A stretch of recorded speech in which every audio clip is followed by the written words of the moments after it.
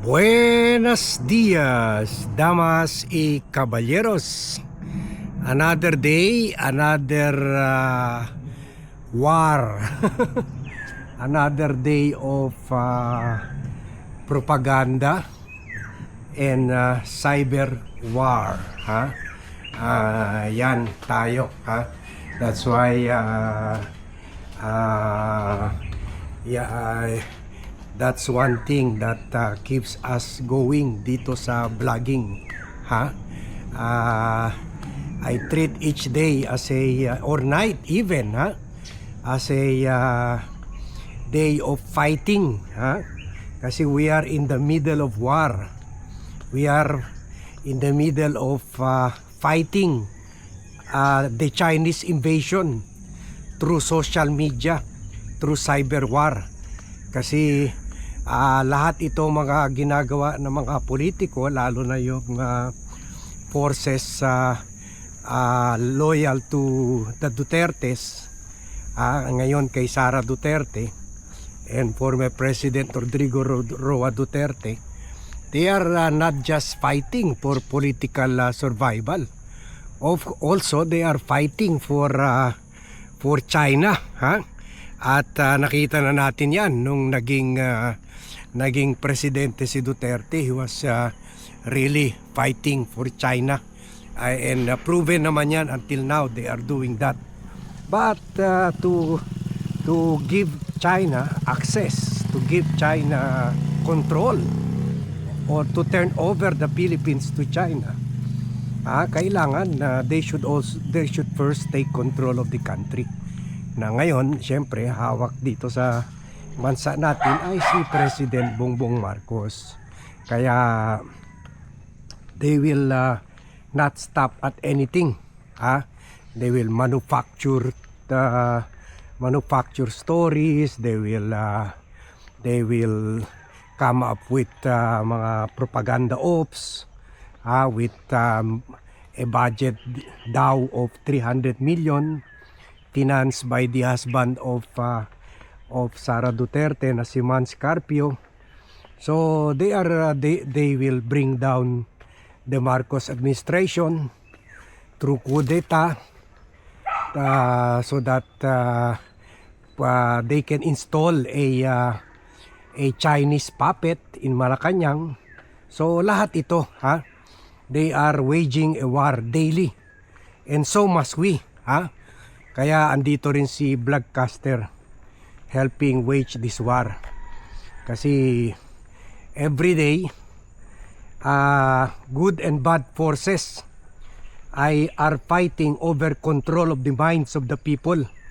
The battleground is in your mind. Is in our minds. Kung sino mas mag-succeed to sell an idea, to sell a propaganda, to sell a inciting actions to overthrow the government, yun ang mananalo. A case in point dito sa propaganda war is what they did sa NBI nung umapir sila doon. Nakita na natin, nakita ko yung mga post appearance interview ni Attorney Levy Baligot, at masayang-masaya siya. Sabi niya, wagi kami kasi very successful daw yung interview sa kanila ng NBI agents, dahil na-convince daw nila yung NBI agents na i-declare ang 16 bilang witnesses to the crime of allegedly delivering 800 billion, more than 800 billion sa kina President Bongbong Marcos, Martin Romualdez, and other politicians, except yung mga politicians close sa kanila, si Chis Escudero, Jinggoy Estrada, and Joel Villanueva. So yun daw, witnesses na daw sila. Kumbaga gagawin pa silang resource person. Kaya sabi niya, wagi, daw, successful daw yung appearance. Pero later on, buti na lang nagpa-interview si NBI Director Matibag. Sabi niya, hindi totoo yan.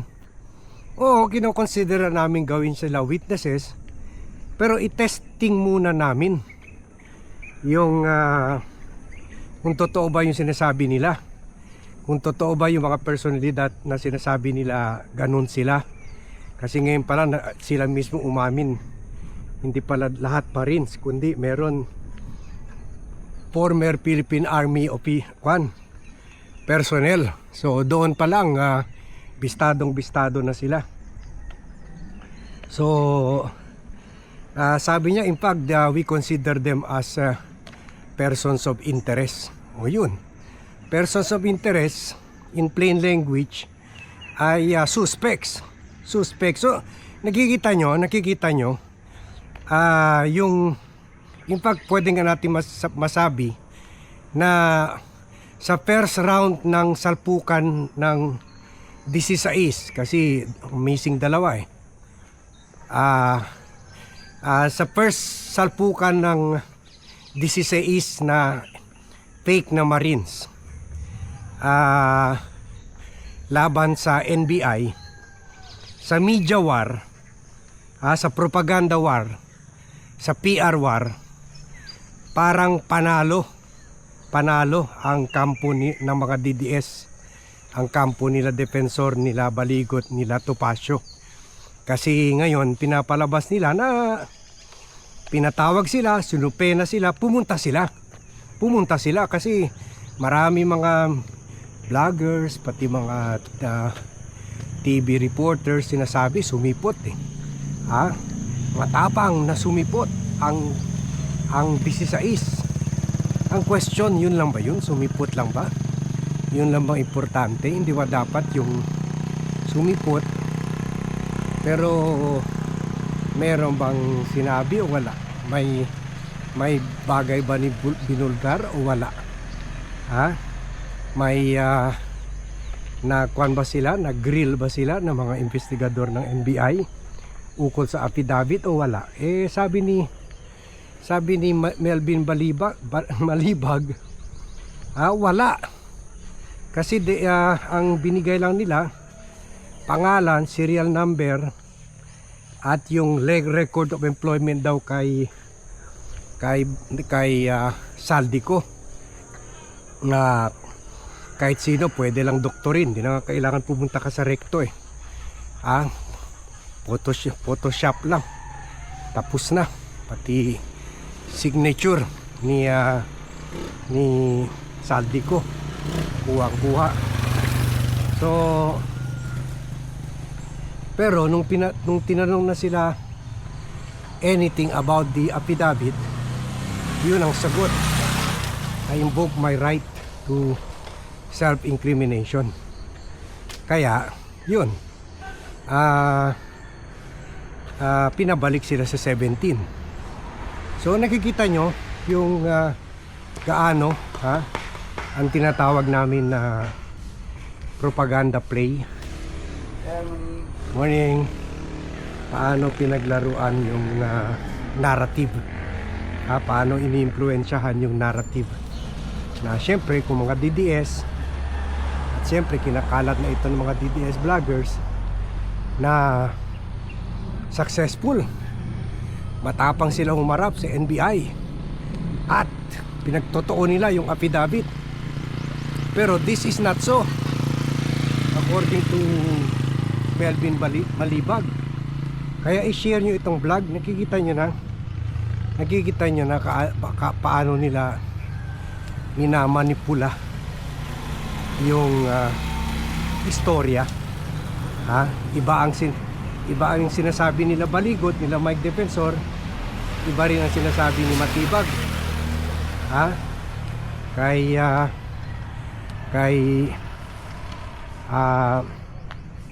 baligot, successful. Cleared na daw sila, yung pang word na ginamit niya, cleared na sila of any culpability. In fact, gagawin na sila witnesses. Sabi naman ni Matibag, wala hindi sila, there's no such thing kasi hindi ka namin sila na-interview Ayaw nga nila magpa-interview, ayaw nila i-discuss anything about the affidavit kasi daw hindi pa daw sila ready, hindi pa ready ang script. Kaya yun, that is why very important na andito tayo, a PR expert, political strategist, a crisis management expert, explaining to you all. Kaya please share this, baka may mga tao pa maniniwala sa kanila na hero sila. Hindi sila hero, criminal sila. Kasi kaya nga kinasuhan sila. Baka guilty sila sa perjury, cyber libel, and even inciting to sedition. Yun naman talaga ang target nila, the downfall of this government and take over by China. So yun lang po ang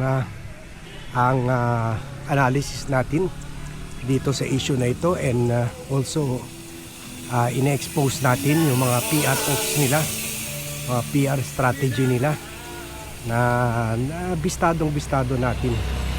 Kaya hindi na tayo maruloko dito sa bagay nito. So please share this to friends and relatives para hindi rin sila maloko sa mga propaganda ng mga DDS at ng China. It's full-scale war, cyber war. Let's fight this war. Buenos dias a todos and see you in my next